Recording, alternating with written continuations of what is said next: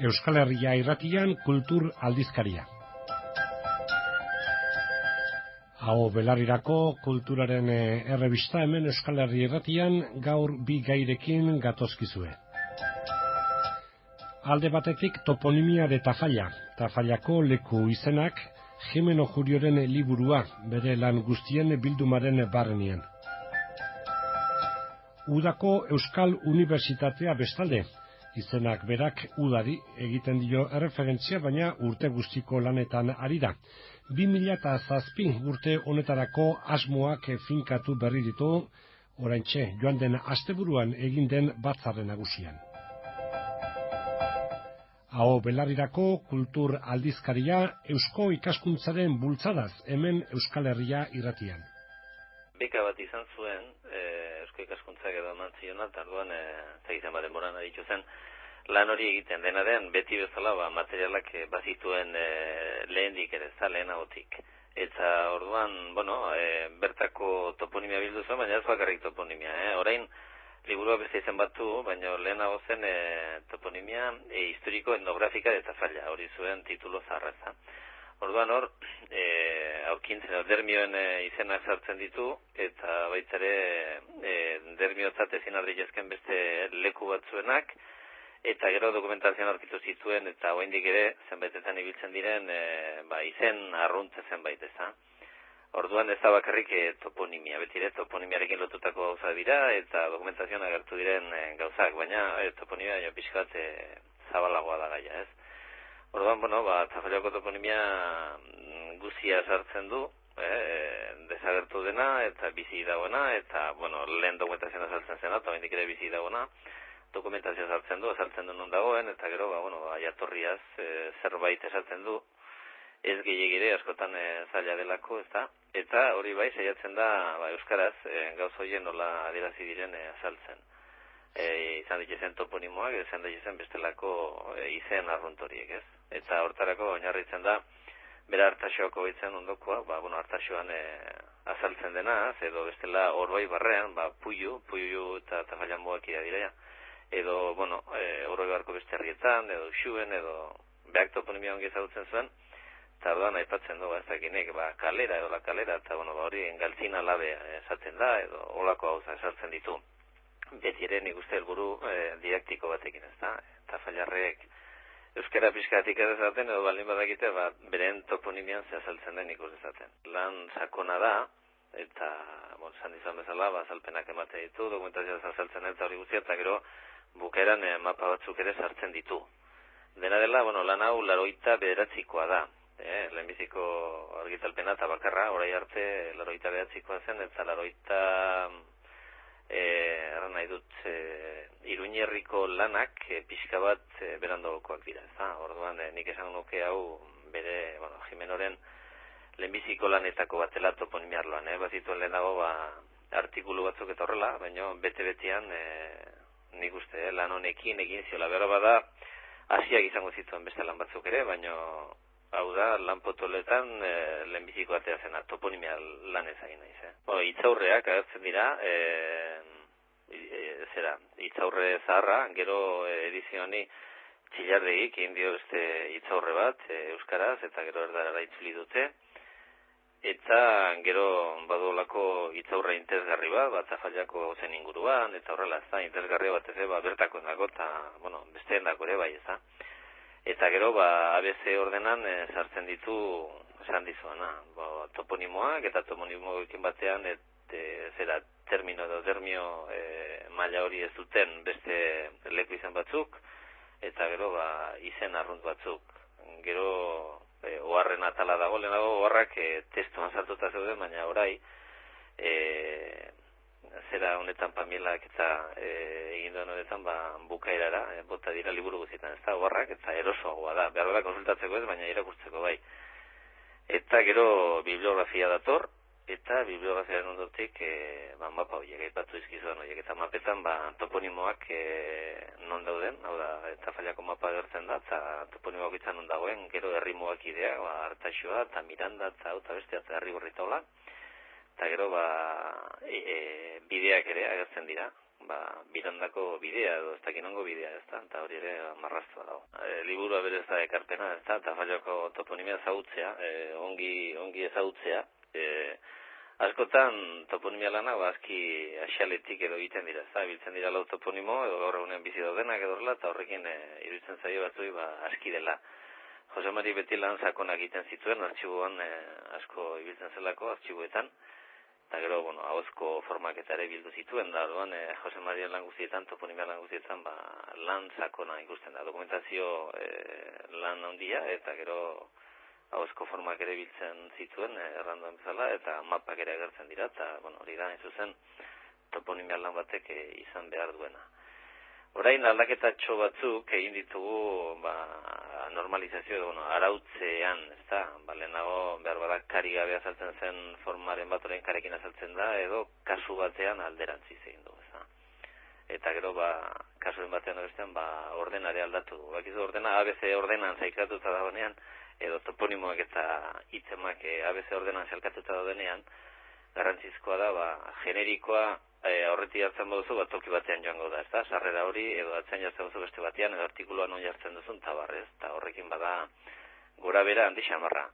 Forma kontua da azken batean, baina delikatua horregatik, ez ordena asko alda daitekelako. Udako Euskal Unibertsitatea UEU, baina neguaren minean egin du bere batzar nagusia Eibarren, eta hor atzera begira alde batetik ebaluazio eta valorazio eta hemendik aurrerakoak ere hor ikusmiran hartuta. Idoia Torregarairekin hor begiradatxo bat eman nahi diogu, hor ze kontu nagusi ikusi den 2006an egindako lanei alako gain begirada bat eman diezu, ez da Idoia? Bai, alaxe da, urtero lez, egiten duguna da aurreko urtearen balantze egin, bazkidei aurkeztu eta bazkideek onartu behar dute zuzendaritzak egindako guztia onartzen duten edoez, eta ondoren garrantzitsuago dena baita ere ez da, aurrera begira jartzen gera, eta 2007an zer egitasmo ditugun eskuartean, eta nola emango ditugun aurrera erabaki behar izaten da, eta hortxe aititu ginen larun batean, Eibarren, eta dena onartu zen, eta dagoeneko martxan gara ikasturte berri honetan. UEU, Euskal Unibertsitatea, eta hain zuzen gaiaren mamiari heldu diozue iaz aurre proiektua prestatuz, aurten aurrera egin nahian, ez gainera bakarrik. Zer da Euskal Unibertsitatearen aurre proiektua? Bai, UEUk bigarrengo kongresu egin zuen 2003 urtean, eta hor erabaki garrantzitsu bat hartu zen. Hor bertan esan zen, edo erabaki zen, UEU izango zela Euskal Unibertsitatearen aldarria eta ekinbidea hartuko zuen protagonista, ezta? Ordu arte zen Euskal Unibertsitatea sortzen laguntzen egotea, baina oraingoa izango zen sortzea, ez da? Orduan, eginkizun zail hori hartuzun eta handi hori hartuzun bere gain, eta zuk esan bezala, iazko urtean Euskal Unibertsitatearen aurre proiektua egin da, oinarriak jarri dira, zer ulertzen dugun Euskal Unibertsitate bat bezala, eta pixka bat zein bide aukeratuko litzateken. Aukeratu da, eta pixka hausnarketaren eta ondoren, bidea bakarrik da unibertsitate pribatua izan zitekeela, momentuz, eta bide horri eutsi zaio, eta 2007 urtean daukagun erronka da dagoeneko hori aurre proiektu hori garatzea, eta proiektua bilakatzea, baina zuk esan bezala bakarrik ez du egingo lan hau UEUk, izan ere, egitasmo oso potolo izanik, laguntza izango dugu bide horretan. Alde batetik Euskararen Kontseilu izango dugu bide lagun, eta bestetik nazio garapen bitzarra izan ere, berak ere arlo honetan lan asko egiten ari da azken aldi honen, eta indarrak biltzea pentsatu dugu. Aurtengorako hori izango dugu. Ez da, hirukute hori martxan jartzea, proiektu hori garatu ahal izateko, eta horri euste, ez da nik usten dut, nahiko erronka handi izango dela izan ere, badakigulako hildo honek zailtasun handia dituela, baina baita ere behar bada eztia ere jasotzeko gari handiena izango dela, ez da izan ere hori dau euren helburua. Hausnarketa handi, potolo esaten duzu, ez da estrategiko esaten den horietakoa baita, da ez gea hemen xetasun handitan sartuko, bai gutxienik jakin gaur egun diren, eta Euskal Herrian diren unibertsitateez eta UEU bera denaz, gainera edo beste erakunde bat daudenetan oinarritutan, nundi nora doa? Helburua izango litzateke beste bat sortzea. Hori da, hau da, Euskal Unibertsitatea sortzea, dagoen bezala beste gainontzekoak, Nafarroko Unibertsitatea dagoen bezala, Euskal Unibertsitatea da gure helburua lortzea. Nola? Bere ezaugarri nagusiak izango liake euskararen lurralde guztiak hartuko zitukenak, euskara izango duena hizkuntz nagusiena, baita ere parte hartzailea eta nahiko gizartearekin oso hurbil eta oso lotuta egongo dana. Orduan, dagoeneko oinarri horiek jarri dira, baina izango litzateke gaur egun dauden unibertsitatetik kanpoko beste bat. Hori izango litzateke helburua. Behaz, gogo eta aurrera joanen da, urtean zehar, jakina, proiektatutako gero noiz gauzatzen eta hasi, epeak eta hoiek jartzen hastea indik guzti gilitzak. Oraindik badagoeneko esan zuten hasiera batean 2010 edo horrelako zerbait, baina nik uste dut oraindik nahiko tentu zibili behar dugula datekin, hala ere pentsatzen dut aurten bai finkatuko dela dagoeneko data konkretu bat, eta Espaino ez da hitz egiten dagoeneko, noiz bai, zerbait errealago egiten da, epe ertain batean lortzeko modukoa, eta horri usten ari gara. Euskal Unibertsitatea sortzeko zeregina horta zuek bere gain hartua duena. Bestelakotan jarduera akademikoa eta lehenagotik hasia da noski udan bakarrik ez, baizik beste urtarotara zabaltzia, materialari doakiona, eta honetan ez da berria noski UEU, baina IKT, informazio eta komunikazio teknologikoaren arloan hor zer, pauso haundiagoak emateko eta birian zaudete. Izan ere konturatzen gara, gaur egungo gizartean gero eta garrantzia handigoa daukatela horrelako proiektuek, ordenagailu bati lotuta daudenak, eta pixkanaka azkeneko 5 urte hauetan UEU arlo horretan ere lanean aritu da. Ez da bai inguma datu basarekin, Euskal Komunitate Zientifiko Intelektualaren datu basarekin, baina baita ere euskarazko softwarea biltzen duen zearekin, softcat katalogarekin baita ere, eta behar bada entzutetxoena edo azkeneko proiektu handinetako bat unibertsitatea.net ataria ere izan dugu, zeinetan Euskal Unibertsitarioen ataria eta bilgune izan nahi duen, beraz ikusten da baita ere materialgintzaren digitalizazioarekin ere bagabiltza, eta ikusten da baita ere atal honek berak ere badaukala nahiko pixua eta apostu sakona egin nahi izan du UEUk alde horretan, eta 2007 urtean ere hoietaz gain aipatu ditudan egitasmoez gain tesiker egitasmoren martxan jarriko dugu, zeinaren bidez euskaraz definitu diren tesiak bildu eta ezagutara eman nahi diren, izan ere suposatzen da horrelako goi mailako dokumentuak erabiltzeko direla, ez da, herri baten intelektualaren jabetze intelektualaren parte direnez, UEUk eskaintza hori nahi du egin, bildu alde batetik eta ezagutara eman. Hori izango litzateke arlo honetan, aurtengo berrikuntza nabariena. Horrekin batera jakina ikastaroak eta bai udakoak Iruñan, baina honetan berrikuntza bat egon litekela jakin dugun eduguzuk zehaztu dezazun idoia. Udako ikastaroak batez ere, Iruñari dagokionez berrikuntza batekin datoz, naizta oro har izan, orain arte, badakizue 25 urtez, ez dakit, 25 urtez barkatu, Larrauna ikastetxean egon dira, gure egoitza nagusia izan da, bai klaseak emateko eta baita ere lotarako eta azken urteetan, dagoeneko barne hausnarketa batean sartuta geunden, arlo honi dagokienez, izan ere, egoitza gero eta, jendeak gero eta gutxiago gelditzen zen egoitzan, eta aldiz, ikusten zen mugatzen zigula, tokia hartzera, ez da, azpiegitura bakarra zegoen edo guk topatu ahal izan duguna, Iruñean klaseak eta lotara gelditzeko, Larrauna erabiltzen genuen, eta horren mugatu egiten zigun. Ez da, orduan konturatu gara, gero eta eskaintza txikiago dagoenez,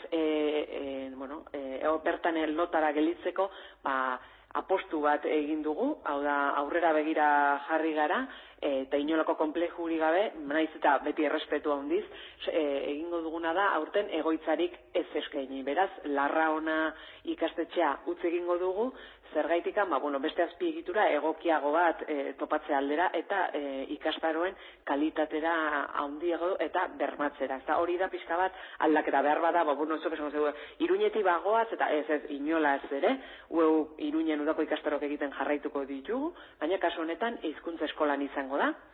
askoz ere, toki behar bada zentrikoago batean, beraz, bertan gaudela ikusiko ahal izango dute jendea behar bada ageriago, baina bai egoitzaren aldeko atal hori ez dugula kudeatuko, naiz eta bai esango diegula guztiei, laguntzak emango izkiegu, informazioa bideratuko dugu, batera edo zein bestera joateko, baina aldaketa izan da, egoitzarik ez, baina horren ordainetan azpiegitura hobeagoak eta baita ere jarriko dugu denbora gehiago, mimo gehiago ikastaroak oraindik eta hobeagoak izateko. Hori izango litzateke aldaketa nagusiena.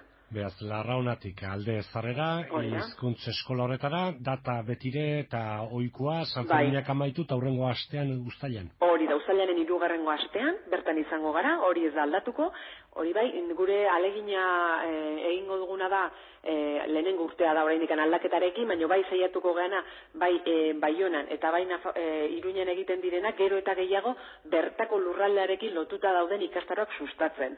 Hori bai da gure beste helburuetako bat, oraintxe martxan hasiko garena, berbada oraindik ez da guztiz hori isladatuko gure eskaintzan, baina hori da gure apustua, eta horretaz gain, Nafarroarekin lotuta hitz egiten ari garenez, Lizarran ere 2 ikastaro emango ditugu, eta hori ere kontutan hartzeko da. Inolaz ere ez dugu eskaintza gutxitzen, areagotu egiten dugu, baina esan bezala egoitzarik kudeatu ez, baina kalitatearen alde. Hortaz batzar nagusitik ateratakoak, baina UEUz ari gara eta bere eskaintzak oain aurki sartuko garen martxo honetarako eta hemen Iruñan ikastaro baten eskaintza ere, bada, gutxienik eta Idoia hor araugintzari buruzkoa zari naiz, igual animatu beharko genuke, jendi ere. Bai, dudari gabe, Euskararen araungintzaz ari gara hitz egiten, ez da, nik usten dut, gaiak saiatuko gara beti ere, horregatik daukagu, aurten ere alako ideia asko, bertan dauden beharrak, Nafarroan kasu honetan dauden beharrak eta aztertzeko, iruditzen zaigu kasu honetan Euskaltzaindiaren arauak gai oso interesgarria dela eta edo zeinentzako izan daitekeena, pixka bat bere idazkuntza hobetu dezakeelako, ezta? Eta kasu honetan, ni gomendatuko nuke, egokiena da zuzenean Nafarroko gure bulegora eta gure Saioa Jaime ordezkariarekin hitz egitea, Nafarroa bildua ueu.org elbidean, eta berak, hartuko lituzke xetasun guztiak eta galdera erantzun guztiak. Eta bai hemendikan esan, ueuk egia esan aposto handi egiten eta egin nahi duela Nafarroan berariazko eskaintza bat eskaintzen, eta edo zeinek, ideiak edo proposamenak balin baditu, ongi etorriak izango garela, azken finean guztion artean halako eskaintza egoki bat egiteko. Oso ongi, mila esker gurekin Idoia Torregarai informazio hauek, primizia hauek guztiak emategatik. Mila esker zuei. Kultur aldizkaria izan da hemen Euskal Herria irratian, Eusko ikaskuntzaren aupada eta babesarekin eskainia. 2 gai izan ditugu, toponimia eta falla, Jimeno Jurioren lan guztien bildumako ale berria, eta udako Euskal Unibertsitatea, hor ezagutu ditugun berri horiekin. Aurtengo udan, UEU, hemen Iruñan, baina ez Larraunan baizik alde zarrean hizkuntza eskolan, eta Lizarran bestadetik ikastaro berriak izanen direla iragarri digute. Eusko ikaskuntzaren laguntzarekin kulturgintzaren errebista hemen Euskal Herria irratian, ikerlana, zabalkundea, ezagutzaren transmisioa, oietxek Eusko ikaskuntzaren ardurak, bai irratian, bai web horrien bitartez ere, Euskal kultura mundu zabalean edatzen du, euskoikaskuntza.org elbidean, edo bestela jozazue beste honeako honetara ere, euskomedia.org. Hemen Iruñan Eusko ikaskuntza Gaztelu plazaren 43an dago.